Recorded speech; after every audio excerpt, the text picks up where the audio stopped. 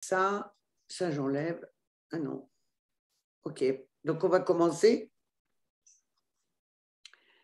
Bien.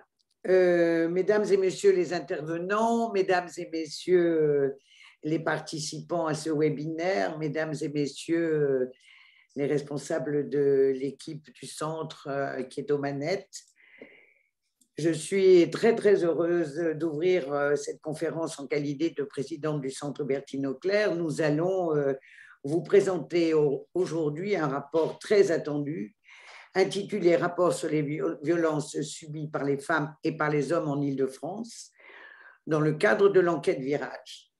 Avant toute chose, je tiens à remercier nos intervenantes de l'INET, dont j'ai vu qu'elles étaient présentes toutes les deux, Magali Mazui et Lucie Vicky. J'ai vu effectivement qu'elles étaient là. Bonjour et toutes mes félicitations pour ce travail tant attendu et si remarquable, en collaboration avec le Centre Bertine Auclair. Merci de rendre accessibles à toutes et tous des données minutieuses et parfois complexes. Je ne vous apprendrai rien en répétant combien nous avons besoin de ces photographies précises dans le temps afin de mesurer l'ampleur des violences systémiques, quelles qu'elles soient et où qu'elles soient. Merci également au public très nombreux à cette webconférence. Vous étiez près de 550 inscrits. J'en déduis que ce chiffre est représentatif des attentes que cet état des lieux suscite. Nous attendions avec impatience ces données inédites en Île-de-France sur les violences subies par les femmes et par les hommes au cours de leur vie, aussi bien en famille, dans le couple, au travail, pendant les études et bien entendu dans les espaces publics. Je rappelle par ailleurs que cette enquête a bénéficié, entre autres, du soutien financier important de la région Île-de-France. D'ici quelques minutes, le rapport vous sera présenté et permettez-moi de mettre en exergue 3 enseignements saillants de ce travail et surtout de rappeler comment nous agissons au Centre Bertine Auclair à partir de ces données. Premier enseignement, les femmes sont davantage confrontées à des violences tout au long de leur vie et dans tous les espaces de vie. Ça paraît être une évidence, mais c'est bien quand on le dit et que c'est certifié par une enquête qui en tous les cas est essentielle pour la suite effectivement de cette conférence. Nous savons pertinemment que les professionnels du scepticisme à l'égard de l'égalité femmes-hommes remettent perpétuellement en question la réalité des violences faites aux femmes, d'où la nécessité de l'objectiver le plus régulièrement possible et de produire des données territoriales. J'ajoute que dans un monde où la parole scientifique se confronte de plus en plus à l'irrationnel et l'incrédulité, il est indispensable de marteler l'importance de ces travaux. Nos intervenantes vous traduiront tout à l'heure cette réalité en chiffres précis. Deuxième enseignement, la famille peut aussi être un lieu de violence pour les filles comme pour les garçons. Nous y apprenons qu'un francilien ou une francilienne mineure sur 5 subit des violences dans son foyer, avec une prévalence des violences sexuelles 5 fois supérieure pour les filles. Vous le savez, le silence mortifère qui entoure l'inceste depuis toujours commence peu à peu à se craqueler. Cette courageuse libération de la parole doit être encouragée et accompagnée de manière adéquate. Pour cela, nous avons urgemment besoin de données pour objectiver ici aussi cette douloureuse réalité. À cet effet, le Centre Bertine Auclair publiera son rapport sur l'inceste et les violences sexuelles sur mineurs dans la famille à l'occasion de la Journée internationale du 25 novembre, qui pour nous sera le 22 novembre, date de la remise du rapport à la présidente de région qui est à l'origine de cette demande. Je rappelle ici que cette demande fait suite à une délibération votée à l'unanimité par le Conseil régional d'Île-de-France et je tiens à saluer l'unanimité de cette délibération pour effectivement que la région puisse diligenter cette enquête auprès du Centre Bertine Auclair. Parce qu'il s'agit d'encourager la prise de parole, le Centre Bertine Auclair lancera également dès le mois de novembre une grande campagne de sensibilisation à destination des lycéens et des lycéennes sur ce sujet, dont je peux révéler aujourd'hui le nom programmatique qui est Inceste, parlons-en. Troisième rappel, les femmes parlent de plus en plus de ces violences, particulièrement en Île-de-France, mais ne sont pas suffisamment entendues. Je trouve que ça tombe assez bien. Cette journée, vous avez vu comme moi les manifestations à Montpellier des femmes qui ont besoin de se faire mieux entendre par la justice. C'est pas faute de le dire depuis tant d'années, sauf que là, quand on voit ce qui se passe sur les réseaux sociaux et qu'on entend leurs commentaires, ça fait froid dans le dos. Donc, je trouve que c'est bien tombé que cette conférence ait lieu aujourd'hui, alors que nous avons nos collègues et des jeunes femmes et des femmes qui se battent pour être mieux entendues, en tous les cas, par la police et par la justice. Je disais donc que subir des violences, quelles qu'elles soient, et voir sa parole discréditée, minorée ou bien ignorée, c'est un double traumatisme pour les victimes. Pour pallier à cela, il faut évidemment éclairer les consciences. C'est un long travail de sensibilisation, en premier lieu auprès des personnes habilitées à recevoir les victimes. Cela fait des années que les associations engagées dans la lutte contre les violences alertent sur la nécessité de former, de toujours former les forces de sécurité à juste titre. En novembre 2020, le Conseil régional a confié au Centre Bertine Auclair la conduite d'un projet régional de formation en direction de l'ensemble des forces de sécurité sur le territoire francilien. Un projet que le centre coordonne aujourd'hui avec 17 associations. Toutes ont une expertise dans l'accompagnement des femmes victimes de violences conjugales et une excellente connaissance du réseau local d'aide. L'objectif est limpide: améliorer les conditions dans lesquelles les femmes victimes sont accueillies. Nous savons combien celles-ci sont déterminantes dans leur parcours judiciaire. Je voudrais ici faire une petite parenthèse. J'ai eu l'occasion d'avoir une réunion de travail avec la procureure de la République de tribunal de mon territoire, qui nous a fait effectivement remarquer qu'il y a beaucoup de pertes entre le moment où elles viennent porter plainte et le moment où le dossier arrive sur le juge. Il y a plus de 50% des femmes qui ne continuent pas la procédure. Ça, c'est quand même un élément nouveau, donc qui est sur mon territoire, qui est un territoire plutôt rural, hein, pour dire combien, une fois qu'elles ont été entendues dans un commissariat, les faire répéter leur parcours différentes fois aux différentes instances qui les interrogent est insupportable. Donc, voilà, il va falloir aussi que nous nous penchions sur ce sujet-là et sur ce problème-là. C'est un des sujets d'ailleurs qu'Aurélie Latourès avait déjà évoqué il y a déjà plusieurs semaines, plusieurs mois, et que nous avons une très grande perte entre le commissariat de police et le tribunal, et ça, c'est quand même pas normal. Donc, nous aurons... L'Observatoire des violences faites aux femmes a également engagé en début d'année un projet de recherche pour documenter les parcours des victimes de violences sexuelles dans la chaîne pénale. C'est ce dont je viens d'évoquer, afin d'identifier les leviers visant à une meilleure reconnaissance sociale et judiciaire des viols et agressions sexuelles. Nous aurons l'occasion de revenir prochainement sur ces actions essentielles qui permettent aux professionnels de mieux repérer et accompagner les femmes victimes de violences. Je m'arrête ici, vous l'avez compris, expertise et sensibilisation sont pour le Centre Bertine Auclair un préalable à l'amélioration des consciences et à la diffusion d'une culture à l'égalité femmes-hommes en Île-de-France. Avant de laisser la parole à Aurélie Latourès, permettez-moi d'insister sur le fait que ce rapport Virage Île-de-France est une nouvelle référence aussi bien en termes de qualité méthodologique, et j'insiste là-dessus, que de précision des enseignements. Et nous avions vraiment besoin de ça. Devant la flagrance des violences systémiques qui sont soigneusement analysées, cette enquête est une nouvelle invitation à l'action afin de les éliminer. Et donc, je vous souhaite maintenant un bon travail. Et donc, je vous remercie de m'avoir écouté et je vous souhaite un excellent webinaire. À très bientôt, je l'espère. Au revoir à tous. Merci Marie-Pierre. Merci Marie-Pierre. Alors, on va effectivement vous présenter les résultats de cette enquête. Alors, il s'agit en fait d'un partenariat qui effectivement est inédit entre le Centre Hubertine Auclair et l'Institut national d'études démographiques, l'INED, pour vous présenter les principaux résultats d'une grande enquête nationale, l'enquête Virage, violence et rapports de genre. On va vous présenter ici les données pour le territoire francilien. Alors, l'enquête Virage, c'est quoi? Comme cela a été expliqué en introduction, c'est une grande enquête scientifique, une enquête de victimation où les femmes et les hommes ont été interrogés sur les violences subies au cours de leur vie, sur la base d'un vaste questionnaire qui vous sera présenté tout à l'heure.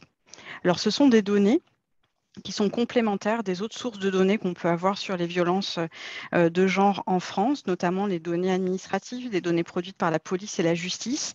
Ici, on a des données donc complémentaires qui vont permettre non seulement de mesurer l'ampleur des violences de genre, mais aussi de pouvoir les analyser. Donc, sur la base d'un vaste échantillon en France de plus de 27 000 personnes qui ont été interrogées, on a travaillé ici sur la part des répondants et répondantes franciliens, franciliennes, pour pouvoir avoir des données territoriales. Donc là, ce sont des données inédites qu'on va vous présenter sur les violences dans plusieurs espaces de vie, que ce soit dans le cadre privé, dans le couple, dans la famille, mais aussi au travail, à l'école ou dans les espaces publics.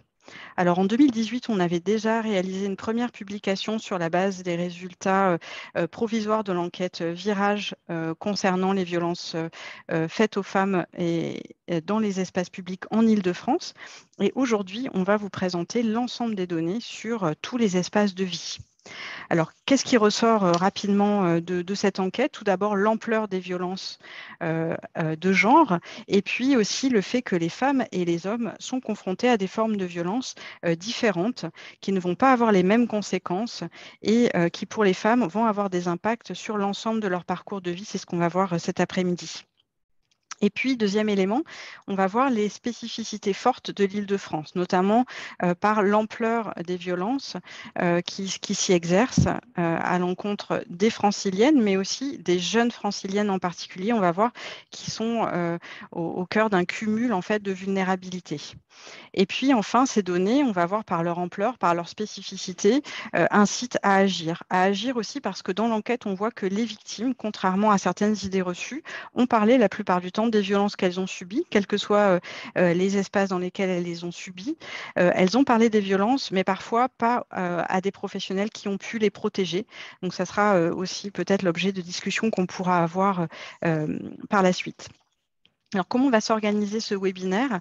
On va vous présenter les résultats les résultats de l'enquête au niveau francilien avec l'appui de Lucie Vicky et Magali Mazui qui sont chercheuses à l'INED qui vont vous présenter leur travail sur les données franciliennes.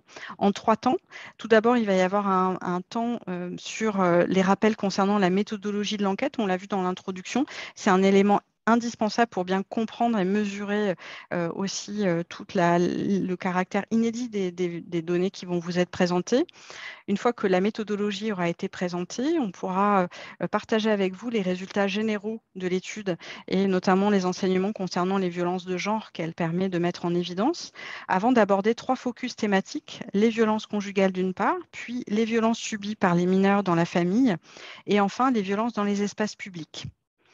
Ce qu'on vous propose, c'est tout au long de cette présentation de pouvoir déjà préparer vos questions et de les envoyer dans l'onglet questions-réponses. Mes collègues Ambre Haddad et Anna Claravala pourront les réunir, les collecter pour qu'on puisse y répondre lors du temps d'échange qui sera prévu donc sur 30 minutes à la fin de ce webinaire.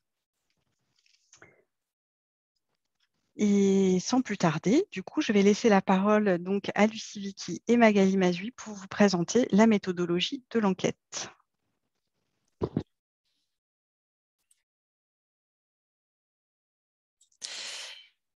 L'enquête démographique violence et rapports de genre, dite Virage, a été conduite par l'Institut national d'études démographiques en 2015.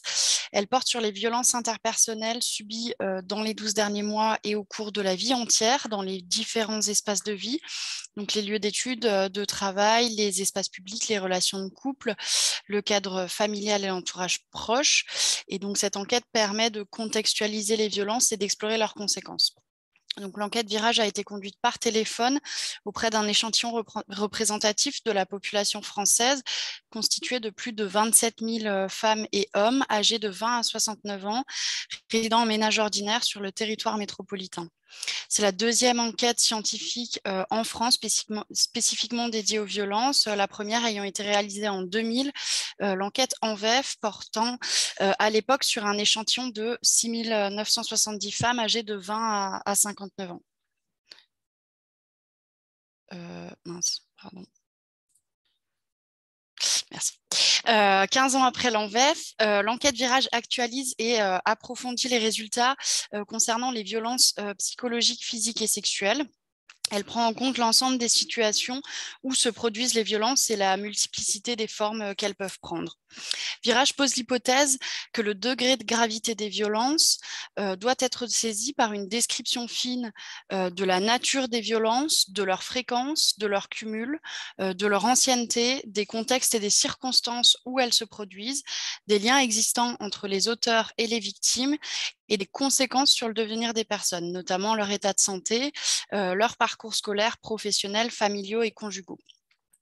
L'enquête porte une attention particulière au sexe des victimes et à celui des auteurs et replace les situations de violence dans le cadre plus global des inégalités de genre. L'inclusion des hommes dans l'échantillon permet de mettre en évidence ou de rappeler que hommes et femmes ne sont pas affectés par des violences de même nature, de même intensité et de même gravité. Concernant la structure du questionnaire, les questions relevant les actes de violence ne viennent qu'après le recueil de données contextuelles sur la vie des personnes, notamment les caractéristiques sociodémographiques des enquêtés et de leurs conjoints-conjointes, les éléments de leur biographie et leur état de santé. Ensuite, 5 modules enregistrent les agressions subies au cours des 12 derniers mois dans les différents espaces de vie, les études, le travail, les espaces publics, les relations de couple actuelles ou passées. La 6e section est consacrée aux violences subies au sein de la famille, de la naissance au moment de l'enquête et en cas de déclaration d'un fait de violence. Une question sur la temporalité permet alors de situer le fait dans la vie des personnes. Enfin, un dernier module questionne les violences vécues au cours de la vie, avant les 12 derniers mois, dans toutes les sphères de vie hors de la famille. Une telle structure du questionnaire, interrogeant dans un premier temps les violences récentes, puis celles vécues avant les 12 derniers mois, favorise la remémoration des violences subies tout au long de la vie. En outre, tout au long du questionnaire, les termes de violence ou d'agression ne sont jamais utilisés, seuls des faits sont décrits. Les chercheuses ont privilégié dans la formulation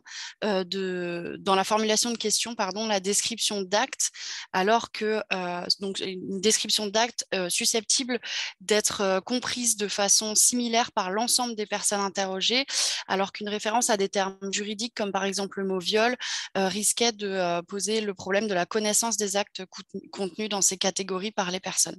Les analyses des données nationales de cette enquête sont disponibles et détaillées dans l'ouvrage collectif publié en 2020 intitulé « Violences et rapports de genre, enquête sur les violences de genre en France », dirigé par Elisabeth Brown, Alice Debauche, Christelle Hamel et Magali Mazui, publié aux éditions de l'INED. Tu peux... parce que je ne sais pas comment faire du coup. Donc dans l'échantillon national de l'enquête, on compte 4 516 personnes résidant en Île-de-France, dont 2 575 femmes et 1 941 hommes. C'est sur cet échantillon francilien que les analyses qui vont suivre ont été construites. Les données présentées ici ont été pondérées pour que les résultats soient représentatifs de l'ensemble de la population résidant en Île-de-France. Donc, la population d'Île-de-France est particulière par rapport à l'ensemble des Français et des Françaises vivant en France métropolitaine. Par exemple, le niveau d'études y est plus élevé qu'en France entière, puisque 42% des franciliens et franciliennes sont diplômés du supérieur, contre 31% en population générale. Ainsi, même si les ressorts des violences sont identiques, quelle que soit la région, la structuration de la population en Île-de-France, notamment en termes d'âge, de catégories socio-professionnelles, de niveau de diplôme, a un impact sur la déclaration des violences de genre. Les jeunes déclarent plus de violences parce qu'ils et elles sont plus informés en raison des campagnes de sensibilisation qui ont pu avoir un effet fort sur cette frange de la population. Par ailleurs, le poids de la population migrante est plus important en Île-de-France, ce qui peut avoir un effet sur les taux de prévalence, notamment si la migration est à l'origine des violences, si la migration est liée aux violences, particulièrement si les personnes ont fui les violences ou si des violences sont survenues sur le parcours migratoire. Et je laisse maintenant la parole à Magali.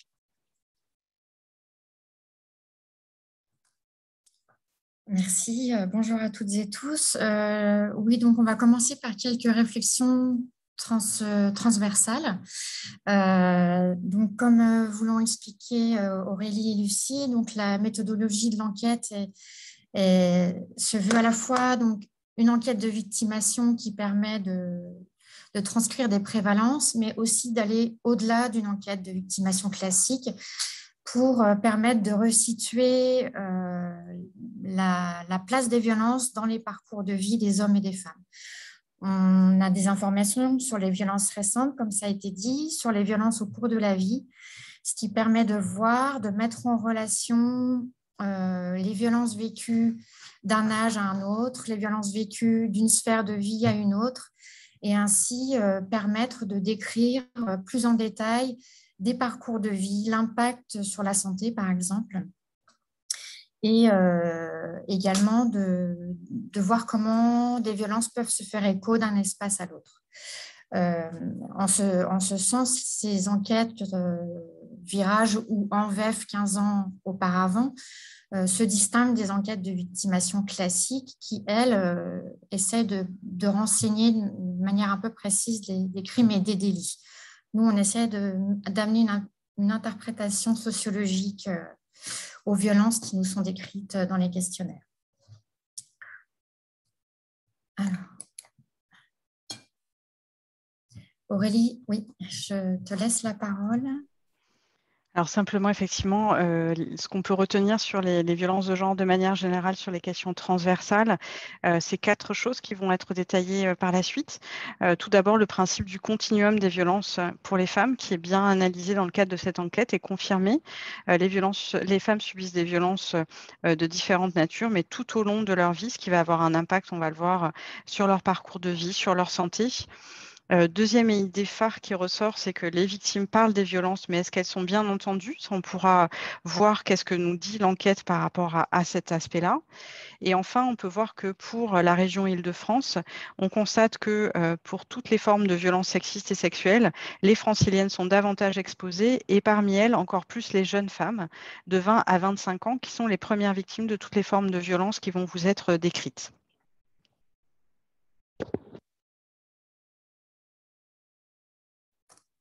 Donc, effectivement, la notion de continuum, elle est vraiment au cœur à la fois de notre méthodologie et de l'ouvrage qui a été publié en janvier 2021. Et également, donc, c'est le fil rouge du rapport que vous aurez entre les mains et dont nous allons présenter certains résultats à l'aide de focus. Alors, la notion de continuum, elle est vraiment centrale puisqu'elle met en évidence combien certains faits de violence se font écho à d'autres. La violence est multiple, avec des faits psychologiques, de la violence verbale, de la violence physique, de la violence sexuelle. Et tous ces faits s'inscrivent au sein d'un continuum et également d'un continuum donc, de fréquence d'une violence à l'autre et également d'un continuum temporel, notamment pour les femmes qui vont être victimes tout au long de la vie, dans les différents espaces, de différents types de violences, de ces violences qui sont multiformes, avec comme transversalité la question des violences sexuelles. Notamment, donc, on voit que pour toutes les violences sexuelles, 15% donc, des femmes déclarent des violences sexuelles et 5% des hommes. Donc, une femme sur 7, un homme sur 20. Et cet écart, donc cette asymétrie entre hommes et femmes est encore plus forte si on s'en tient au seul fait de viol et de tentative de viol. On a un écart, enfin les femmes sont 6 fois plus exposées environ. Les violences sexuelles sont transversales pour les femmes, c'est-à-dire qu'elles les vivent dans tous les espaces, alors que pour les hommes sont plutôt exposés aux violences sexuelles lors de l'enfance et de l'adolescence.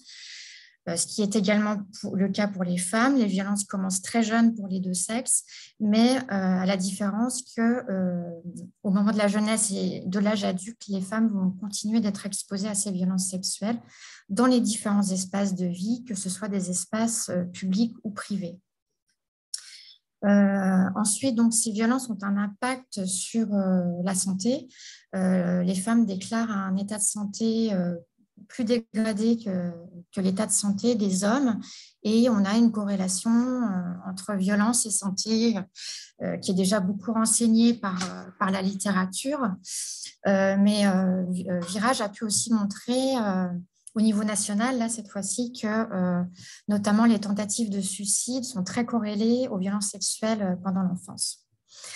Alors, ces violences sont largement dénoncées, comme nous allons le voir, dans les différents espaces. À chaque fois, plus de 8 ou 9 personnes sur 10 déclarent les violences. La progression de la dénonciation est assez forte depuis l'enquête en VEF, donc entre 2000 et 2015. On a une progression de la dénonciation, mais comme nous allons le voir plus en détail, les violences restent peu prises en charge, même si elles sont dans la grande majorité dénoncées. Elles sont peu prises en charge et peu prises en charge par les institutions, comme nous allons le voir de manière plus détaillée.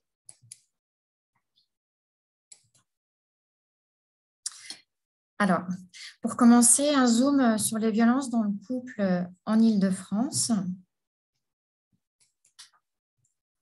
Donc, on note une asymétrie des situations vécues par les femmes et par les hommes. Les femmes sont exposées à plus de violences de toutes les formes. Donc, on a un indicateur d'environ 7% pour les femmes et de moins de 3% pour les hommes. Et les femmes sont exposées à plus de violences psychologiques, plus de violences physiques, plus de violences sexuelles. Donc, on retrouve notamment cette asymétrie sur les violences sexuelles où les hommes sont très peu exposés à la violence sexuelle dans le cadre conjugal.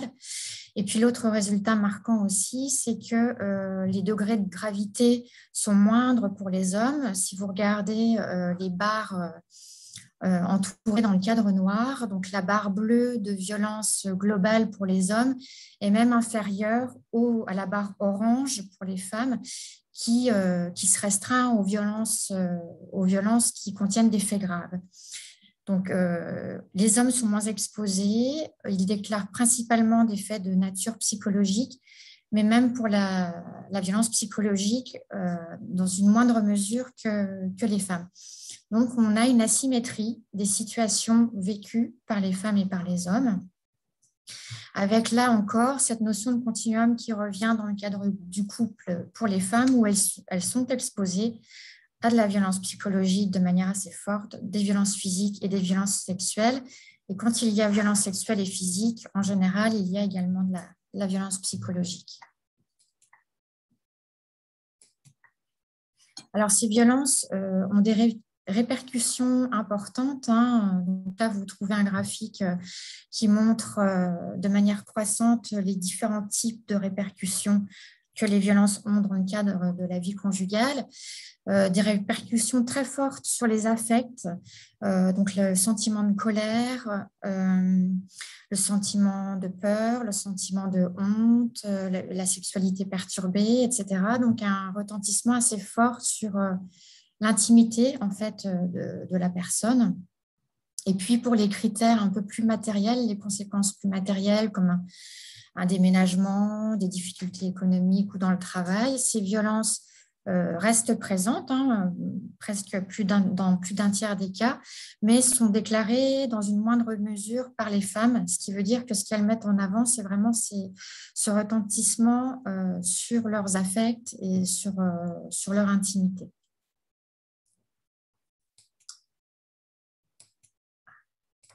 Ouais, je n'arrive pas à passer à la diapo d'après. Alors, on note aussi une surexposition pour les femmes qui n'ont pas d'activité professionnelle ou pour celles dont le conjoint n'aurait pas d'activité professionnelle. On sait qu'il y a un peu une une rétroaction entre le fait d'être isolé, le fait de vivre des violences, qui va créer également un isolement supplémentaire. Et de la même manière, donc, les franciliennes sont 4,5 fois plus exposées aux violences dans le cadre conjugal lorsqu'elles ont subi des violences pendant l'enfance. Donc, on voit bien encore cet effet du continuum, c'est-à-dire que les violences d'une sphère à l'autre vont se faire écho et avec une fragilisation des parcours lorsqu'on vit des violences pendant l'enfance qui va trouver un retentissement dans la sphère conjugale. Et puis également, en termes de répercussions, évidemment, la place des enfants co-victimes qui est relativement importante, puisque près de 30% des femmes déclarent, quand elles ont vécu des violences conjugales au cours de leur vie, que d'autres personnes étaient présentes. Et puis, donc, dans la plupart des cas, il s'agissait des enfants. Et l'enquête donc questionne à la fois sur la présence des enfants, mais aussi sur les violences qui ont pu être, les menaces et les violences qui ont pu être directement vécues par les enfants des femmes victimes de violences. Alors, donc ce qu'on a déjà dit, mais qui semble important de répéter, c'est que si les femmes parlent beaucoup des violences, donc là, plus de 8 franciliennes sur 10, on parlait des violences conjugales subies. Cette dénonciation se fait principalement dans l'entourage proche, donc 8 fois sur 10 à des membres de la famille ou alors à des amis proches, sans doute du fait que les personnes se sentent en confiance avec ces personnes-là. Mais c'est vrai que le signalement des violences, la dénonciation auprès des autorités reste minoritaire et les femmes, les franciliennes, là, sont peu prises en charge de manière minoritaire par des professionnels de santé. Après, ce qui est important de voir, c'est que quand il y a une dénonciation, une prise en charge par des professionnels de santé, c'est principalement des professionnels de santé et non pas les forces de l'ordre ou la justice.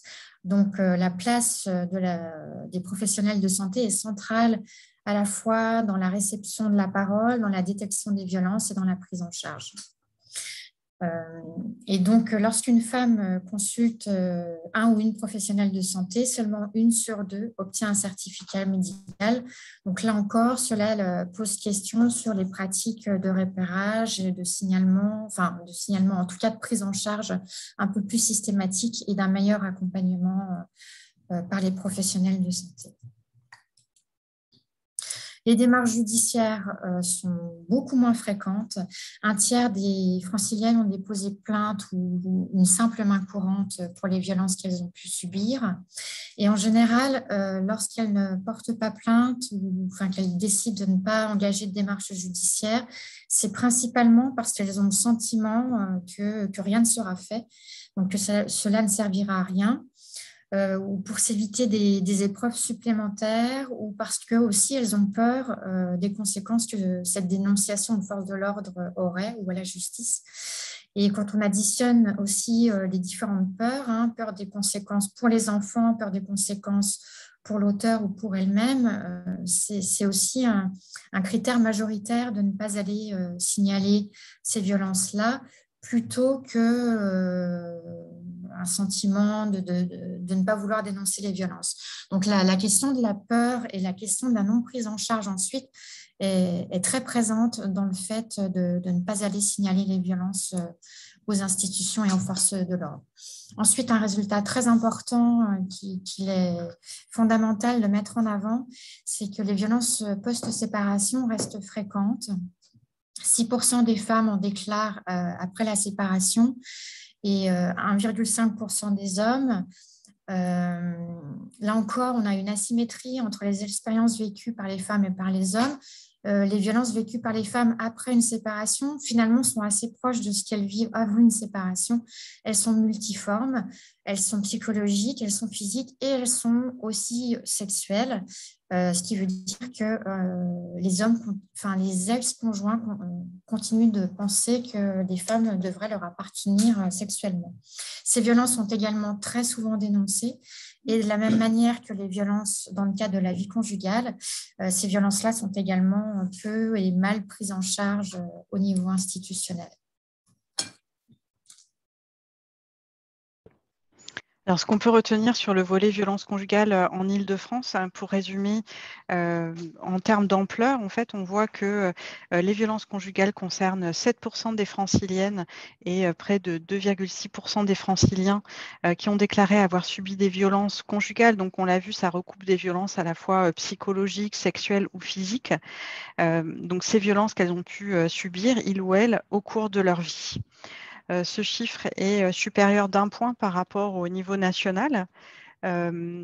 D'autre part, un élément vraiment important, c'est aussi que ces violences conjugales concernent toutes les catégories sociales, contrairement peut-être aussi à certaines idées reçues, et que ces violences ont un impact durable sur la santé et le parcours de vie des femmes victimes, comme ça vous a été montré.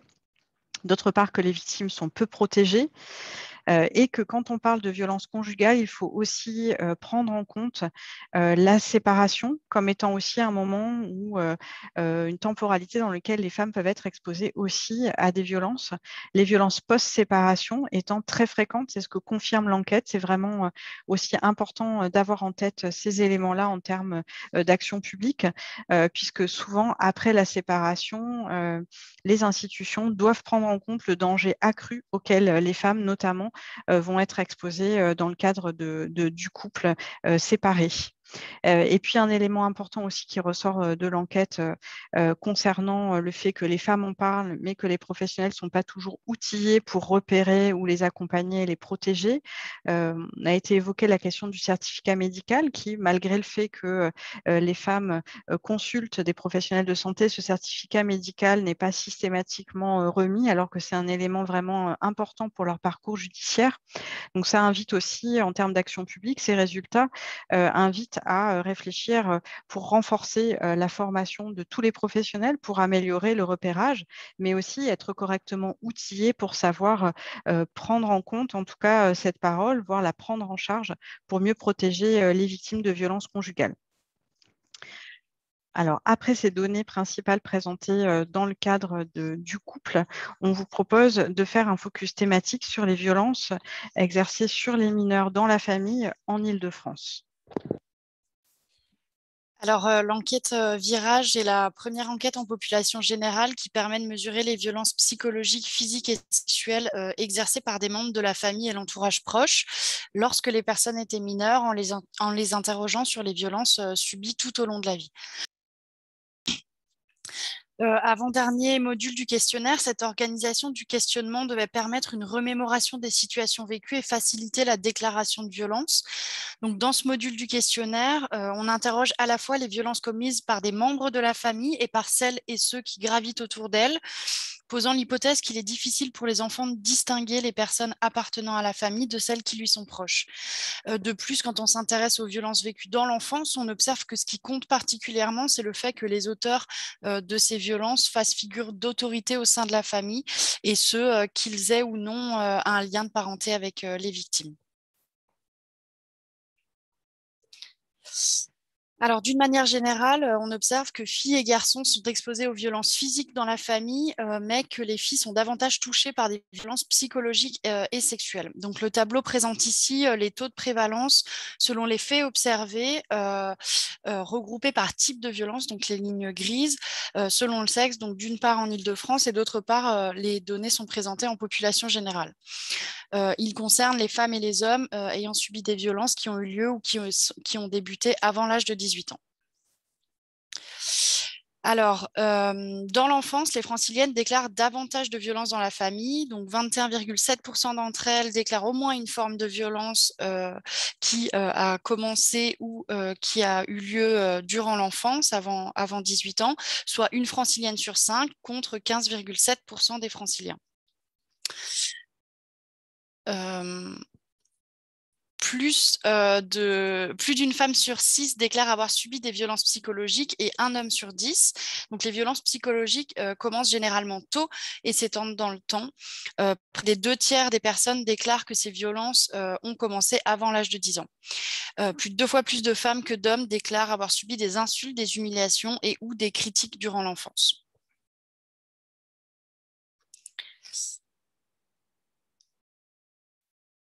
Pardon. Non. Merci. Les violences physiques concernent les filles et les garçons dans des proportions proches, donc elles touchent 9,7% des femmes et 9,1% des hommes. Donc parmi elles, les faits les plus observés sont les bousculades et les coups. Les violences sexuelles concernent 5 fois plus de filles que de garçons. Et dans le détail, 4% des femmes déclarent ce qui est appelé des attouchements hors du sexe. Dans l'enquête, ça désigne le fait d'avoir subi des attouchements des fesses, des seins, avoir été embrassé de force ou frotté ou collé contre son gré.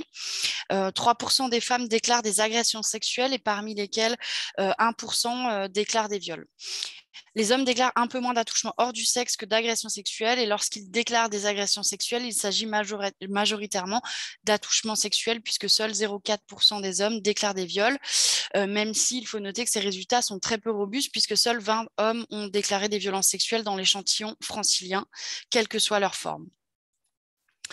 Donc, les violences déclarées dans l'enfance en Île-de-France sont supérieures à celles déclarées en France entière pour les femmes et pour les hommes. Les franciliens et les franciliennes déclarent plus de violences dans l'enfance, notamment des violences physiques. Pour les deux sexes, on observe près de 2 points de pourcentage supplémentaires par rapport aux données nationales. Donc, rappelons que les personnes les plus jeunes et les plus diplômées qualifient et dénoncent globalement plus facilement les violences subies. Or, comme je le disais précédemment, en Île-de-France, par rapport à la population générale, les habitants et les habitantes sont globalement plus jeunes et plus diplômés. On observe ainsi ce qu'on appelle un effet de génération, car les niveaux de tolérance des violences sont variables, entre autres selon l'âge, mais aussi selon le niveau de diplôme. Donc, les violences dans l'enfance sont liées à une forme de vulnérabilité des enfants face au statut dominant des adultes et notamment des hommes. Pour la majorité des répondants, ces faits sont en lien avec le fait avec la volonté de l'auteur d'affirmer sa force, son pouvoir, sa virilité. Ouais. Merci. Donc, le graphique présente ici le sexe du ou des auteurs de violences dans l'enfance par type de fait subi. On observe ainsi que les agresseurs sont majoritairement des hommes et ce pour toutes les formes de violence. Donc, il s'agit de la barre bleue sur le graphique. Dans le détail, près de 60% des faits de violence psychologiques et physiques sont exercés par des hommes et plus de 92% des auteurs des faits de violences sexuelles sont des hommes, autrement dit l'écrasante majorité. L'échantillon francilien ne permet pas d'entrer dans le détail des auteurs des violences, mais en France entière, on observe que pour les violences psychologiques et physiques, les pères sont cités en première position des auteurs et les mères en deuxième par les deux sexes, même si on observe que les violences sont plutôt commises sur les enfants de même sexe, c'est-à-dire que les pères ont tendance à exercer plus de violences sur les garçons et les mères sur les filles. Pour les violences sexuelles, l'oncle est dénoncé en premier lieu puisque ça concerne une femme sur 5 et 16% des auteurs dénoncés par les hommes. Des conséquences importantes sur la santé sont observées pour les deux sexes. Les franciliens ayant subi des violences déclarent plus de consommation de psychotropes que les franciliennes. Ils sont 3 fois plus nombreux à être concernés par l'alcoolisme et 3% des hommes déclarent des problèmes d'addiction aux drogues contre 1% des femmes. À l'inverse, les franciliennes, comme on l'a dit, sont 3 fois plus nombreuses que les hommes à déclarer à avoir fait une tentative de suicide au cours de la vie. Un cumul des violences s'observe et c'est le cas particulièrement pour les femmes, puisque 1,3% d'entre elles déclarent avoir subi à la fois des violences psychologiques, physiques et sexuelles, contre 0,2% des hommes. De plus, les femmes sont touchées par des violences plus sévères. Plus de 6% des femmes et moins de 3% des hommes déclarent des violences très sévères. Il me faut le... Merci. Pardon. Ça bouge pas chez nous.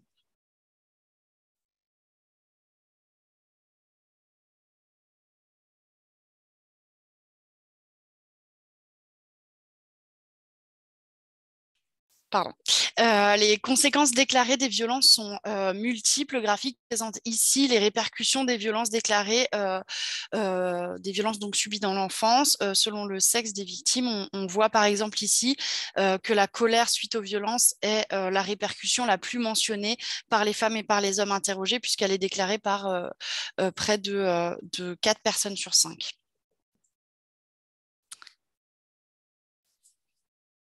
Malgré les répercussions et une mise en mots des violences qui peut arriver tardivement, la plupart des personnes qui déclarent des violences dans la famille en ont parlé.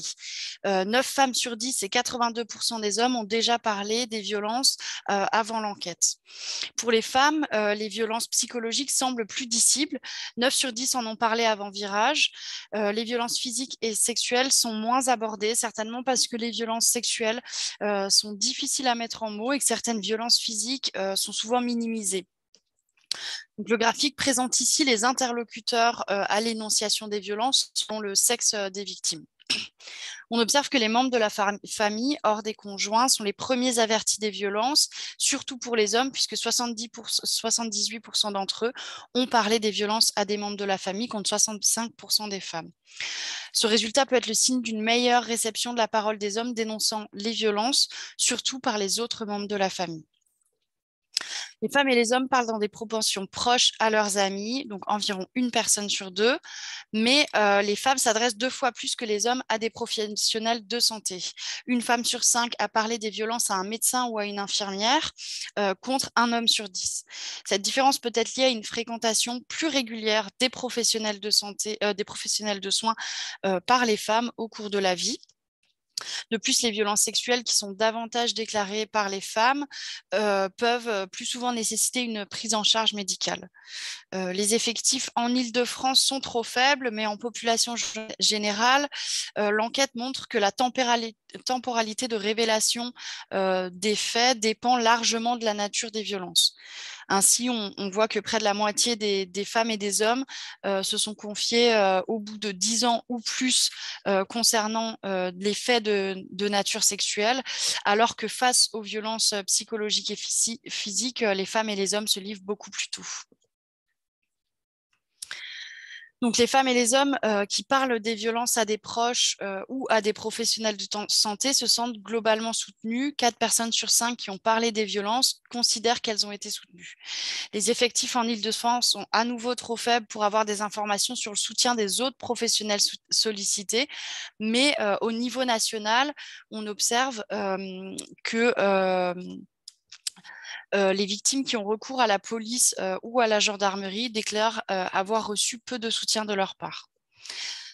Dans 9 cas sur 10, les victimes n'entreprennent pas de démarche judiciaire. 1 personne sur 2 pense que les démarches judiciaires ne serviraient à rien. Et les femmes sont plus nombreuses que les hommes à avoir renoncé à entreprendre des démarches judiciaires par peur que les violences soient connues. Cette différence peut être liée au fait que pour les femmes, les violences sexuelles génèrent plus souvent un sentiment de honte.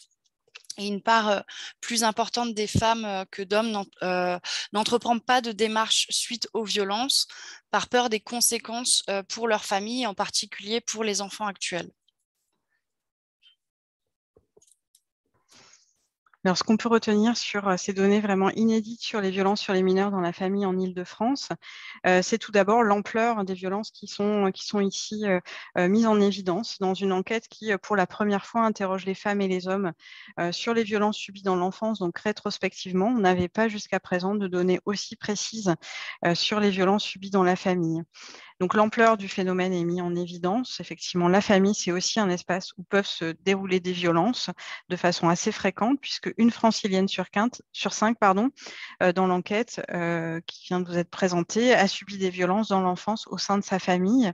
Et c'est 1,7 point de plus par rapport au niveau national. On voit aussi des différences marquées sur les formes de violence avec, concernant les violences sexuelles, les filles qui sont 5 fois plus exposées que les garçons. Des agresseurs qui sont majoritairement des hommes. Donc, on voit ici tous les indicateurs qui permettent de parler de violences genrées. Et puis, des violences qui sont dénoncées surtout auprès des proches, sans forcément de démarches engagées ou qui aboutissent au pénal, ce qui a aussi une incidence en termes de prévention. On peut dire qu'il est important de construire des espaces de dialogue sécurs et efficaces. Les victimes parlent, elles ont besoin surtout, on le voit dans cette enquête, d'être entendues. C'est, comme on le disait en introduction, un des objectifs qu'on s'est donné avec une campagne qu'on va lancer dans les prochaines semaines sur l'inceste, une campagne coordonnée par le Centre Hubertine Auclair avec un volet qui va consister à renforcer la capacité des professionnels, notamment en première ligne dans les établissements scolaires, renforcer leur capacité à pouvoir écouter la parole des enfants lorsqu'elle est dévoilée. Voilà ce qu'on pouvait retenir sur les violences sur les mineurs. Et pour finir, du coup, le zoom sur les différents espaces de vie, on vous propose de conclure sur les violences dans les espaces publics en Île-de-France. Alors, dans l'enquête Virage, les femmes et les hommes sont interrogés sur les faits de violence subis dans les espaces publics au cours des 12 derniers mois. Le questionnaire inclut une définition large des espaces publics comprenant la rue, les parkings, les parties communes d'immeubles, les transports en commun, mais aussi les lieux ouverts au public comme les magasins, les banques, les administrations, les cafés, les bars, les restaurants, les boîtes de nuit, les hôtels, les parcs, les jardins publics, etc. Et inclut également le domicile des victimes lors de l'intervention d'un professionnel. Donc, dans les espaces publics, femmes et hommes ne sont pas égaux face aux violences et ne subissent pas le même type de faits. Les femmes y sont davantage victimes et les faits qu'elles subissent concernent plus souvent leur corps et renvoient à leur sexualité, tandis que les hommes sont confrontés plus souvent à des insultes et des violences physiques. Ce phénomène est exacerbé en Île-de-France, puisque une francilienne sur 3 est concernée. On voit dans le tableau qu'elles sont 37% à déclarer au moins un fait de violence dans l'espace public au cours des 12 derniers mois, contre 25% au niveau national. Les femmes sont plus souvent victimes de faits à caractère sexuel. Une femme sur 4 est concernée contre un homme sur 7. Les hommes, quant à eux, sont plus souvent confrontés, comme je l'ai dit, à des insultes et à des violences physiques. Les agresseurs sont principalement des hommes. 93% des femmes et 76% des hommes ont été agressés par des hommes seuls ou en groupe. Parmi les femmes qui déclarent avoir été sifflées, interpellées ou abordées sous prétexte de drague, beaucoup ont subi d'autres faits. Une femme sur 10 déclare un cumul de plusieurs faits, souvent répétés et graves, à caractère sexuel. Les jeunes franciliennes sont particulièrement exposées aux violences. Le graphique présente ici la proportion de femmes et d'hommes ayant déclaré des violences selon le type de fait subi et selon l'âge au moment des faits. Donc, on a d'un côté les femmes et de l'autre côté les hommes. On observe ainsi que 68% des franciliennes âgées de 21 à 24 ans déclarent au moins un fait de violence ou de harcèlement sexiste ou sexuel dans les espaces publics. 40% d'entre elles ont déclaré de la drague importune et 25% ont déclaré un fait de harcèlement ou d'atteinte sexuelle. Les faits graves subis par les franciliennes ont lieu le plus souvent dans les transports et dans la rue, alors que la rue arrive en premier lieu au niveau national. Les franciliennes victimes de violences dans les espaces publics étaient plus souvent seules au moment des faits que les hommes, puisque cela concerne 83% des femmes et contre 56% des hommes. Le fait d'être seule expose davantage les franciliennes, puisque cela s'inscrit dans une représentation traditionnelle associant pour les femmes le fait de ne pas être accompagnées par un homme à leur disponibilité, notamment sexuelle. Plus généralement, les espaces publics ont historiquement et socialement été occupés par les hommes et la présence des femmes y est souvent tolérée, les violences à leur encontre étant comme un rappel à l'ordre du genre. Enfin, les modes de déplacement dans les espaces publics sont beaucoup plus fréquents pour les femmes en Île-de-France, notamment à cause de la nécessité d'utiliser les transports pour le trajet domicile-travail, ce qui les expose davantage aux violences. Les faits déclarés par les femmes et par les hommes en Île-de-France se déroulent plus souvent devant témoins. 78% des femmes victimes ont constaté la présence de témoins au moment des faits. C'est une caractéristique des violences dans les espaces publics. Contrairement aux autres formes de violence à l'encontre des femmes, celle-ci se déroule précisément en présence de témoins, qui occupent également les espaces publics au moment des faits. Enfin, même si les faits déclarés par les femmes sont graves, les femmes engagent peu de recours pour signaler ces violences. 81% des franciliennes n'ont entamé aucune démarche suite aux violences subies les plus graves. L'environnement des grandes villes est particulièrement propice à des violences de toutes sortes dans les espaces publics, pour les hommes comme pour les femmes. Ces violences sont, à l'inverse, moins déclarées dans les zones rurales. L'Île-de-France, de par la taille de ces villes, est particulièrement sexiste et violent. Outre les proportions de victimes, comme on vient de le voir, les faits révélés diffèrent selon la taille de l'agglomération. Donc, le graphique qu'on voit ici présente les proportions de femmes ayant subi des violences dans les espaces publics, donc selon la taille de l'agglomération et le type de fait déclaré. La barre brune représente la France métropolitaine dans son ensemble, la barre rouge, l'Île-de-France, et à l'inverse, la verte, les zones rurales. Donc, on voit ici que le type d'agglomération joue sur la drague importune, le harcèlement sexuel et les atteintes sexuelles subies par les femmes, dans des proportions plus marquées. On voit que plus l'agglomération est grande, plus elle déclare ce type de fait. Pour les hommes, ce sont les fréquences des insultes qui varient. Plus l'agglomération est grande, plus nombreux sont les hommes qui déclarent avoir été insultés, les autres faits ne variant pas. Dans tous les cas, c'est en Île-de-France que ces faits sont les plus fréquents. Cela peut s'expliquer par la plus grande taille de l'agglomération et les particularités que cela induit en termes de mobilité. Une plus grande fréquence des transports en commun et des déplacements pédestres et des temps de transport plus élevés que dans d'autres agglomérations exposent davantage aux violences. Alors, sur les violences dans les espaces publics en Île-de-France, on peut retenir l'ampleur des phénomènes. Là encore, plus d'une Francilienne sur 3 a subi des violences sexistes ou sexuelles dans les espaces publics. Cette fois-ci, on est sur un écart beaucoup plus important par rapport au niveau national, puisqu'on est sur un écart de 12 points supplémentaires, particulièrement marqué pour les moins de 25 ans. Les jeunes femmes, comme on l'a dit, dans les espaces publics, sont celles qui sont les plus exposées. Donc, 68% des jeunes femmes de moins de 25 ans y ont déjà été exposées. Le contexte, et l'enquête permet de mettre en évidence donc, le contexte. Les femmes victimes de violences sont plus souvent seules au moment des faits, ce qui va dans le sens d'une sorte de mythe de la disponibilité sexuelle des femmes qui seraient non accompagnées. Et on peut constater aussi la fréquence de la présence des témoins. Ces éléments sont vraiment importants à prendre en compte sur des campagnes de prévention. L'urgence semble vraiment rappelée par l'ampleur des faits qui sont ici rapportés, notamment pour la région Île-de-France, l'importance de développer des campagnes de prévention qui pourront, on le voit, cibler particulièrement les témoins et aussi qui seraient associés à des messages autour de la non-disponibilité sexuelle des femmes qui s'y déplacent. Et puis, on voit, c'est important d'avoir des campagnes de prévention, des actions pour prévenir ces formes de violences sexistes et sexuelles dans les espaces publics, parce que ça va aussi avoir un impact sur leur mobilité. Elles vont du coup moins se déplacer, craignant aussi ce type de violences auxquelles elles peuvent être exposées, ce qui est conforté par d'autres enquêtes qui ont pu être menées, notamment par l'Institut d'aménagement et d'urbanisme en Île-de-France. Et puis enfin, on le voit, ces violences sont corrélées à la taille de l'agglomération et sont accentuées en Île-de-France, notamment dans les transports en commun, où les actions de prévention pourraient du coup être davantage ciblées.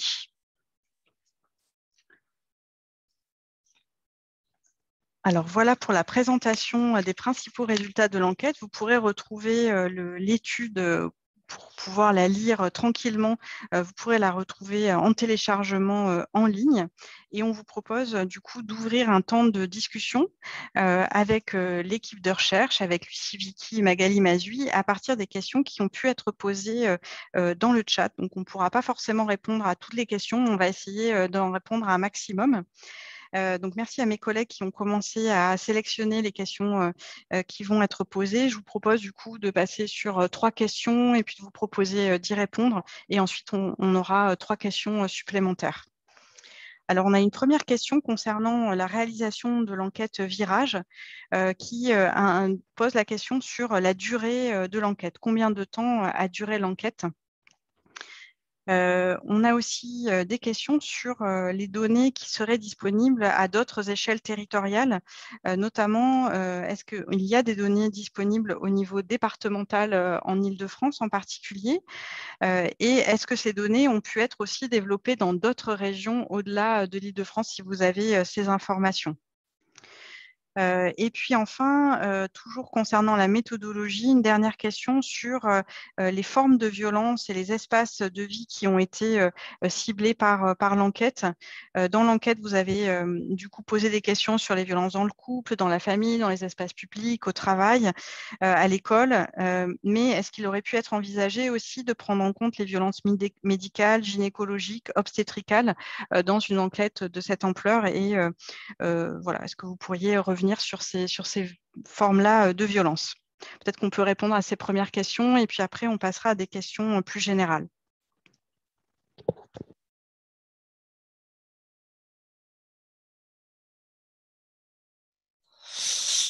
Alors, sur la question de la durée de l'enquête s'est étendue de mars à novembre 2015.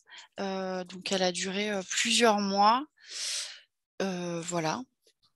Sur la question des données départementales, malheureusement, l'enquête n'est pas représentative à l'échelle des départements, donc on n'a pas pu rentrer dans reproduire les analyses à l'échelle départementale.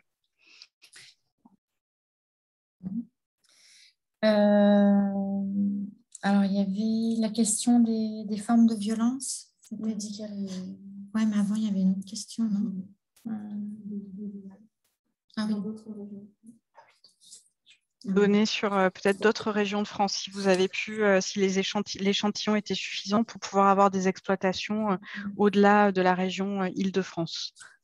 Non, au-delà de l'Île-de-France, comme l'a dit Lucie, en fait, on avait un gros échantillon sur l'Île-de-France qu'on a pu rendre représentatif de la région à l'aide d'une pondération qui a permis de post-stratifier notre échantillon et d'assurer une robustesse statistique, ce qui n'est pas le cas en dehors de l'Île-de-France, puisqu'en fait, on n'aurait pas pu assurer une représentativité suffisante au niveau régional ou départemental. Effectivement, on a interrogé la plupart des violences interpersonnelles. Dans Virage, on n'interroge pas les violences gynécologiques et obstétricales. Il y a d'autres travaux qui seront menés, notamment à l'INED, avec une prochaine enquête qui devrait avoir lieu et qui prendra en compte certains types de violences gynécologiques ou obstétricales, qui est un objet de recherche en soi. Et c'est vrai qu'on méthodologiquement, on n'était pas, je pense, suffisamment robuste pour intégrer en 2015 un questionnement, un set de questions suffisamment pertinent pour pouvoir interroger ces formes de violence-là, mais qui font évidemment partie également des violences de genre. Mais des travaux prochains devraient avoir lieu pour pouvoir cerner cette spécificité des violences-là également.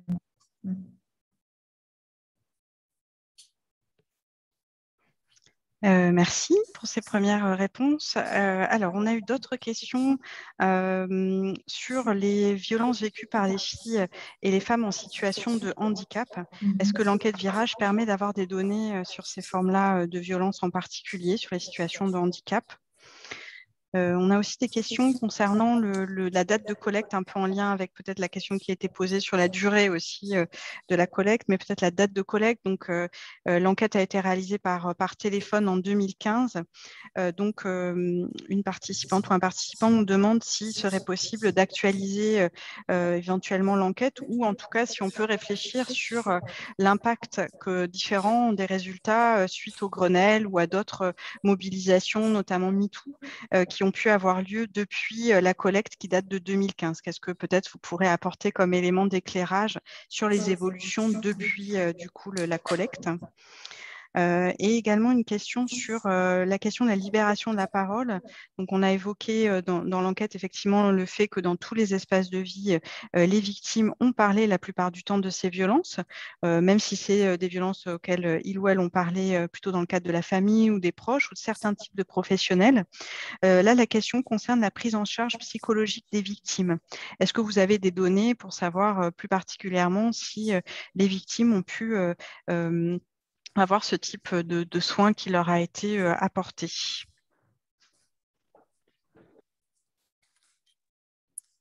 Merci. Donc, sur la question violence et handicap, effectivement, dans le module santé notamment, on a des questions sur les limitations d'activité qui permettent de circonscrire des situations où les personnes seraient en situation de handicap. Il y a des analyses qui ont été faites, notamment dans l'ouvrage collectif, alors pas pour l'Île-de-France, mais au niveau national, et qui se trouve notamment dans le chapitre, un des derniers chapitres sur violence et santé, et qui aborde cette question de violence et handicap, sachant que là encore, ça peut aller dans les deux sens, c'est-à-dire que le handicap peut créer une vulnérabilité face aux violences, et de la même manière, les violences peuvent entraîner des situations de handicap. Donc, ce n'est pas toujours évident de faire, en termes de temporalité, d'arriver à démêler les deux, mais en tout cas, oui, il y a des informations là-dessus dans le chapitre violence et santé de l'ouvrage collectif. Sur la date de collecte, évidemment, donc, ce qu'on voit déjà, on n'a pas beaucoup pu développer, mais il y a des différences entre Virage et Envef qui avait eu lieu 15 ans plus tôt, notamment par exemple sur les violences sexuelles. On a plus de violences sexuelles dans Virage que dans l'Envef. Donc, on ne peut pas conclure qu'il y a une baisse des violences sexuelles. On ne peut pas non plus vraiment dire que c'est une hausse en soi, parce que sans doute qu'il y a un effet déclaratif. On voit, les violences sexuelles sont celles qui sont le moins dites, même à l'entourage, globalement, de manière transversale. Mais en tout cas, il y a quand même un effet temporel qui fait que entre Envef et Virage, il y a une progression de la parole, et que sans doute là, après MeToo, si on refaisait Virage l'année prochaine, par exemple, sans doute qu'on aurait aussi une variation des prévalences. Lucie, je ne sais pas si tu veux ajouter là-dessus quelque chose.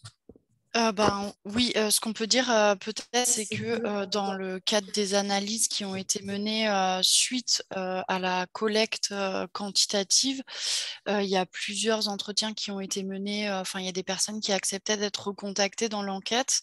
Et puis, effectivement, on observe quand même une tendance qui a changé depuis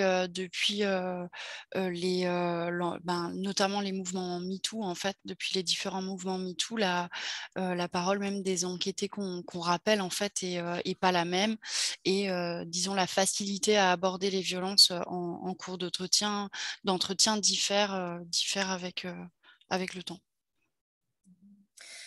Sur la prise en charge des victimes suite à des violences psychologiques, alors c'est un peu compliqué de répondre pour nous parce qu'on n'a pas vraiment détaillé tout ce qui était volet santé. Il y a une collègue qui l'a fait. Alors moi, ce que je peux dire, par exemple, c'est que néanmoins, les violences psychologiques sont vraiment omniprésentes et transversales dans tous les espaces. Et par exemple, pour le couple, elles accompagnent toujours d'autres types de violences, donc physiques, sexuelles. Et puis que les violences psychologiques seules peuvent être un moteur de dénonciation, d'engager des démarches, notamment si les violences psychologiques sont fortes et qu'elles touchent la partenaire et aussi les enfants du couple. Donc, c'est un moteur en fait de dénonciation, les violences psychologiques. Après, c'est vrai que ce qu'on note, c'est qu'il y a quand même plus d'actions engagées quand il y a des violences physiques graves, parce que sans doute elles sont plus visibles et donc plus facilement repérées ou admises par les professionnels qui sont censés les prendre en charge. Oui, ce qu'on peut peut-être ajouter sur la question de la prise en charge, c'est que dans les données nationales, on se rend compte notamment sur les violences vécues dans l'enfance que ce qui est très important en fait, donc ce ne sera pas forcément sur la prise en charge psychologique, mais ce qui est très important quand les personnes parlent, c'est le soutien apporté par les proches. C'est relativement protecteur sur les effets néfastes que peuvent avoir les violences sur les parcours parcours, il y a un effet vraiment bénéfique en fait du soutien des proches au moment de l'énonciation des violences. Alors qu'à l'inverse, le fait d'être pas soutenu, voire rejeté de la famille peut engendrer d'autant plus de difficultés de santé et de difficultés d'une manière générale sur l'ensemble du parcours des personnes.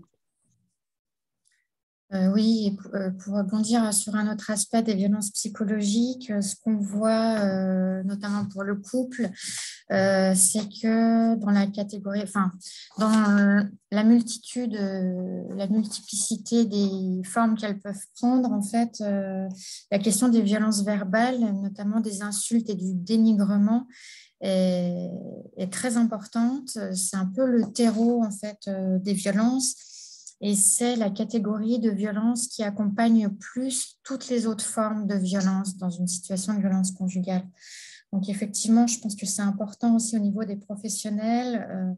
La menace, l'insulte, la menace sont vraiment des témoins très forts d'une situation de violence conjugale et le dénigrement des capacités intellectuelles, le dénigrement de l'apparence physique, etc.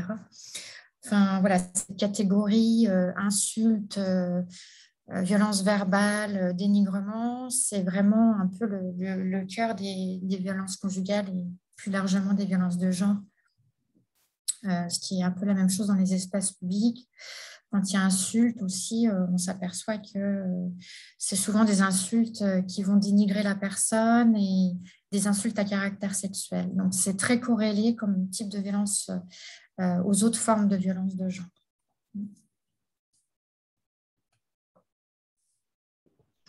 Alors, merci pour ces réponses. Une autre série de questions plus précises sur la caractérisation des violences, notamment dans la famille. Des questions concernant la façon dont vous avez catégorisé en fait différentes formes de violence, notamment un participant ou une participante pose la question sur le fait d'avoir choisi les menaces comme étant caractérisées comme des violences physiques et non pas des violences psychologiques. Donc peut-être que vous pourrez nous en dire plus sur cet aspect-là. Et toujours sur les violences faites aux mineurs dans la famille, comment la coercition sexuelle a-t-elle été prise en compte et peut-être de manière plus large, comment les violences sexuelles ont été donc définies dans le cadre de cette enquête. Et puis, donc ça, c'était des questions voilà, plus sur les violences dans la famille et sur la méthodologie. Et une question, cette fois-ci, plus large, concernant les différences finalement statistiquement significatives entre les violences vécues par les femmes et par les hommes dans tous les espaces de vie. Qu'est-ce qu'on peut retenir en fait comme étant les principales différences qui ont été mises en évidence par cette enquête qui a interrogé du coup à la fois les femmes et à la fois les hommes?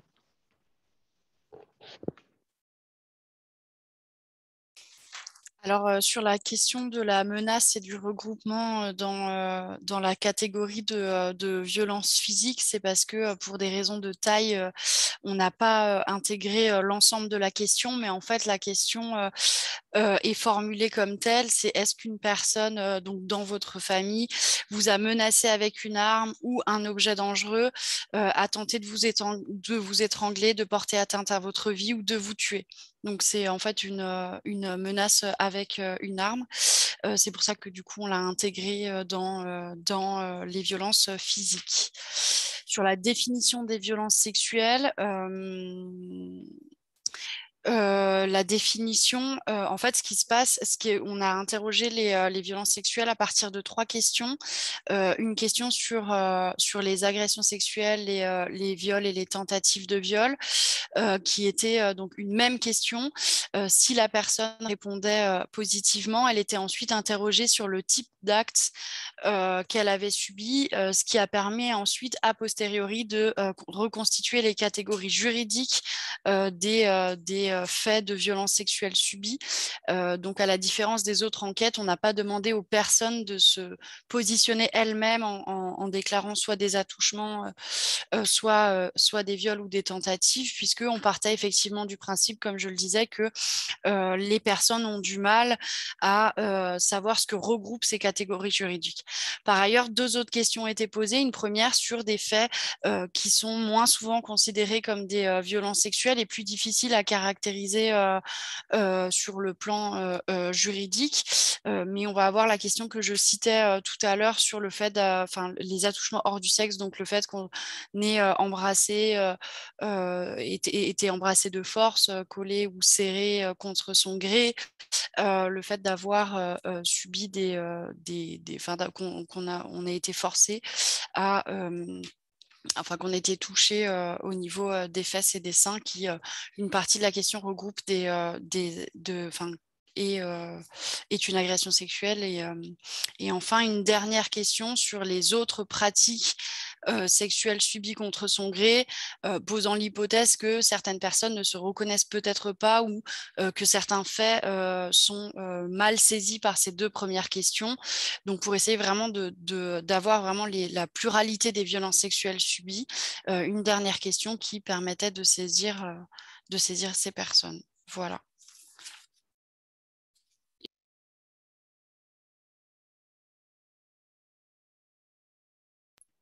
Sur les statistiques significatives, disons que c'est un peu ce qu'on a essayé de vous présenter au début, c'est que finalement, les femmes sont plus exposées que les hommes, et ce, tout au long de l'espace de vie et dans tous les espaces de vie.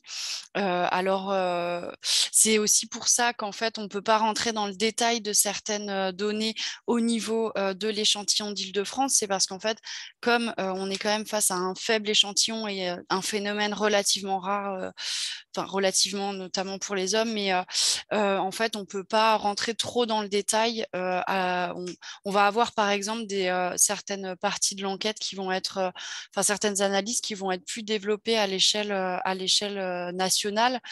Voilà. Oui, effectivement, la question de la robustesse des résultats, la question d'avoir vraiment des résultats statistiquement significatifs est vraiment important. Donc, on a veillé justement dans nos analyses. Alors, tout ce qui est dans l'ouvrage, c'est statistiquement significatif. Et comme l'a dit Lucie, pour le volet Île-de-France, il y a certaines analyses qu'on n'a pas pu pousser aussi loin, justement pour des questions de représentativité, parce qu'on se retrouvait avec des effectifs trop faibles qui ne permettaient pas en fait de mener la comparaison. Donc en fait, on veille à ce qu'à chaque fois qu'on présente un résultat, évidemment, on va tester la significativité des résultats présentés pour présenter des résultats qui sont robustes.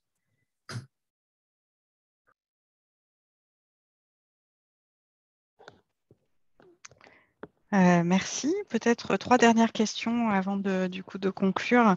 Alors, une question concernant le choix de la tranche d'âge. Pourquoi avoir choisi la tranche d'âge entre 20 et 69 ans, plus particulièrement? Est-ce que vous pouvez nous éclairer sur ce choix-là?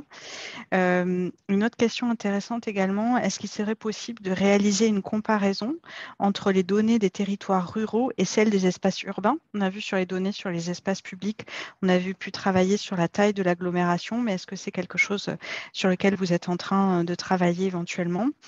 Et enfin, dernière question pour revenir un peu sur ces questions d'évolution sur les violences de genre dans le temps. Si on se réfère à l'enquête ANVEF que vous avez citée tout à l'heure, il était question d'une femme sur 10 qui est victime de violences au cours des 12 derniers mois, une femme sur 10 victime de violences conjugales. C'était le chiffre qui avait été avancé en 2000, et une femme sur 5 au cours de la vie. Donc, qu'est-ce qu'on peut dire sur ces chiffres? Est-ce qu'on peut considérer qu'ils ont évolué? Dans quelle direction? Vous avez commencé un peu à y répondre. Peut-être qu'on pourra ouvrir là-dessus. Oui, alors sur le champ de la population enquêtée, donc on voulait quand même être assez proche de l'ANVEF qui enquêtait les femmes de 20 à 59. On a élargi un petit peu à 69 ans, étant donné qu'on considérait que cette tranche d'âge des 60-69 était importante à enquêter elle aussi et ne posait pas trop de différences méthodologiques. Par contre, à partir de 70 ans, ça commence à être plus compliqué. On a plus de personnes qui progressivement partent en institution ou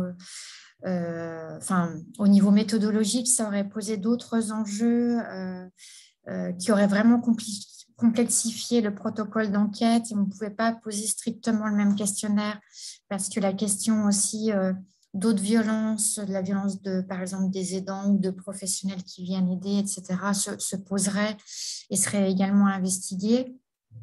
Donc, on préfère vraiment avoir un champ de population bien identifié avec un questionnaire qui marche bien sur notre tranche d'âge. Et puis, donc on commence à 20 ans comme pour l'ANVEF. On s'est posé la question d'inclure les 18-19. Ça posait également des questions méthodologiques parce qu'en fait, déjà, ils ont un parcours de vie plus réduit. Donc, il y a certains volets où ils auraient été moins concernés. Je ne parle pas des violences, hein, mais en tout cas, en termes de parcours de vie. Et puis, ils sont très peu joignables.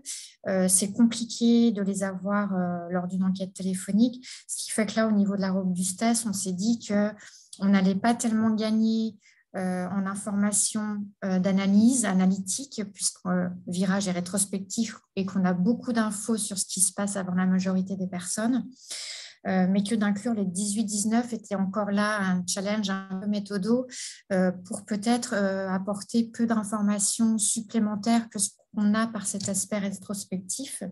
Et puis après, la question des mineurs pose encore d'autres problèmes pour mener une enquête comme ça en population générale, puisqu'on a des obligations de signalement s'il y a des violences, on a des obligations d'avoir l'accord parental avant de faire une enquête comme ça tout venant, ce qui fait que voilà, on s'est restreint à la tranche d'âge 20-69 ans.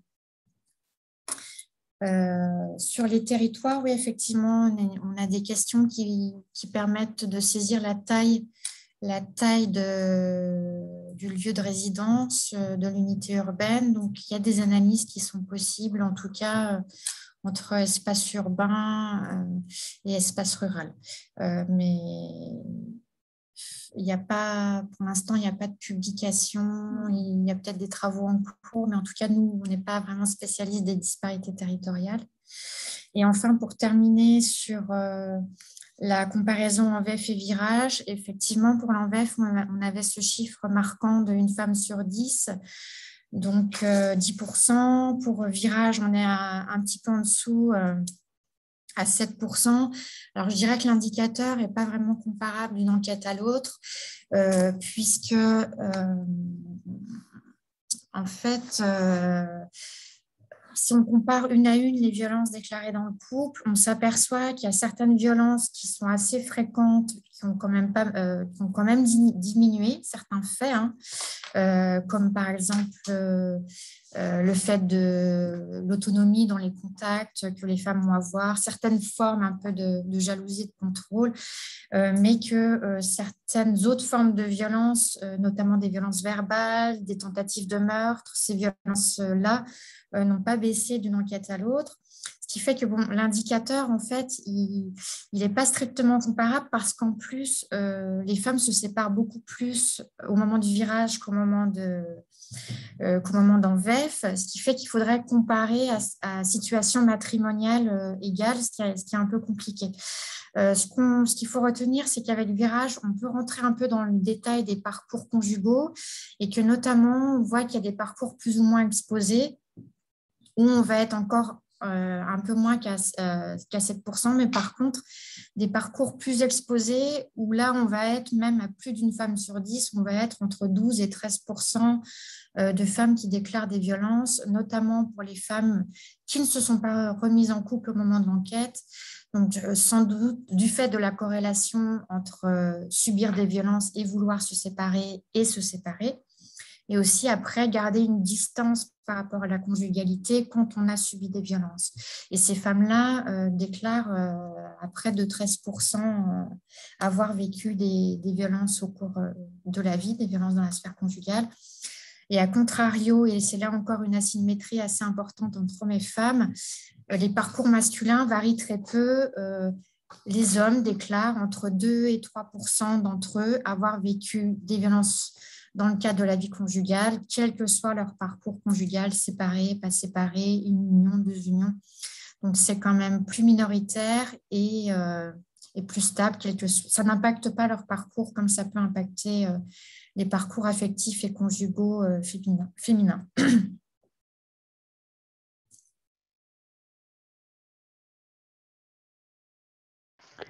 Peut-être qu'on peut, sur ce volet-là, partager aussi un parti pris aussi dans la publication pour l'enquête des données franciliennes sur le volet des violences dans le couple. On a, avec l'équipe de recherche aussi, mis en évidence le fait que l'analyse et les questions qui sont posées sur les violences subies tout au long de la vie est plus solide en fait pour pouvoir justement enquêter sur les violences conjugales. C'est aussi une avancée de l'enquête en VEF, de l'enquête virage justement par rapport à l'enquête en VEF, de venir renforcer la définition, d'être plus solide aussi sur la compréhension du phénomène des violences conjugales. Est-ce que Magali ou Lucie, vous pouvez nous en dire un peu plus justement sur le fait de choisir aussi cet indicateur, c'est-à-dire de travailler sur les violences subies tout au long de la vie pour pouvoir saisir des aspects, notamment en termes de conséquences, qui vont être beaucoup plus fiables que sur les enquêtes, comme on peut voir d'ailleurs d'autres types d'enquêtes, comme l'enquête cadre de vie et sécurité du ministère de l'Intérieur ou de l'INSEE, qui interroge les femmes sur les faits subis sur les 12 derniers mois, les femmes et les hommes d'ailleurs, sur les faits subis sur les 12 derniers mois. Qu'est-ce que vous pouvez nous dire peut-être sur l'importance aussi du volet de l'enquête sur la vie entière? Oui, donc effectivement, l'apport de virage, c'est aussi d'avoir une robustesse, on l'a déjà dit plusieurs fois, sur ce qui est parcours de vie, et aussi d'aller au-delà des indicateurs de victimation, c'est-à-dire de parler de situation de violence.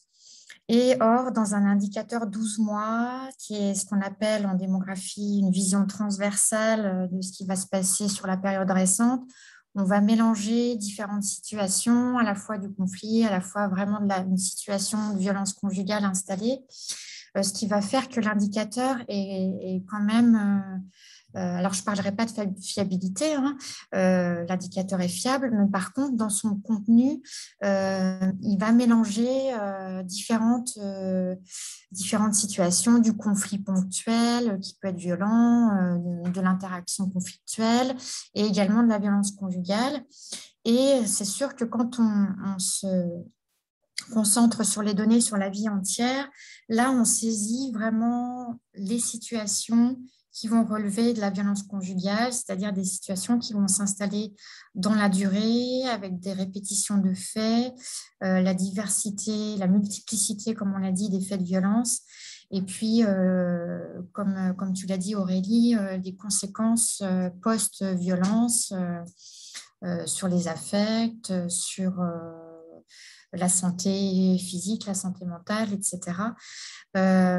Mais bon, je dirais que c'est vrai que nous, on vient de la démographie et c'est vrai que cette différence entre indicateurs transversaux et indicateurs longitudinaux, on est vraiment habitué à la manier.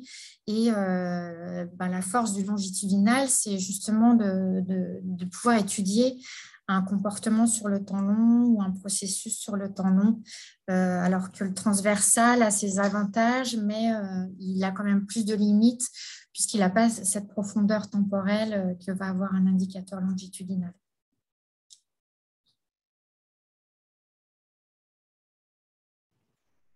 Merci beaucoup pour toutes ces précisions, toutes ces réponses précises aux questions.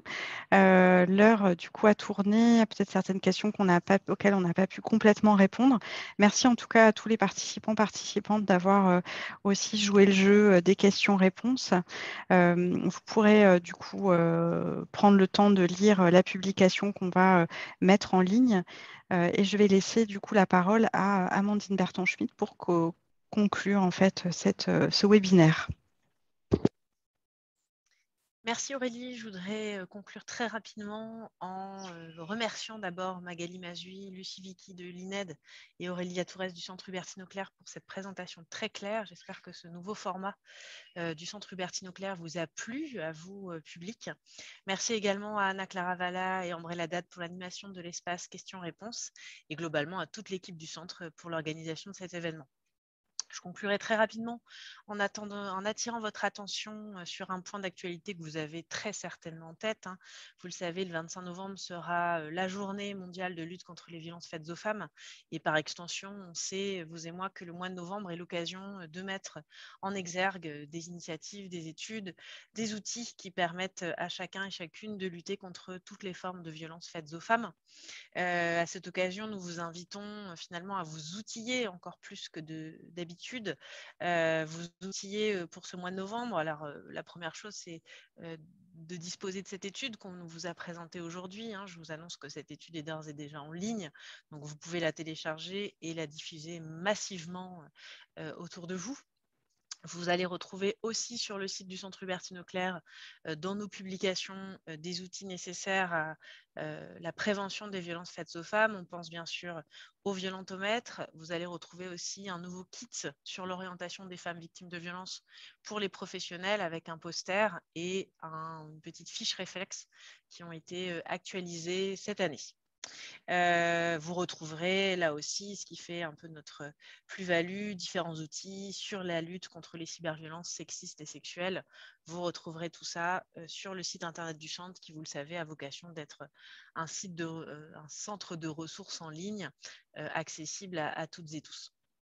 Le deuxième point sur lequel je voulais attirer votre attention, Marie-Pierre Badré et Aurélie Atourès en ont aussi parlé. Nous vous invitons également à noter d'ores et déjà dans votre agenda la date de notre événement prévu dans le cadre du 25 novembre. Ce sera donc le 22 novembre, c'est un lundi après-midi et il sera consacré à la lutte contre l'inceste. J'espère que nous pourrons vous compter nombreux et nombreux pour ces temps forts du mois de novembre et je vous souhaite à chacun et à chacune une excellente après-midi.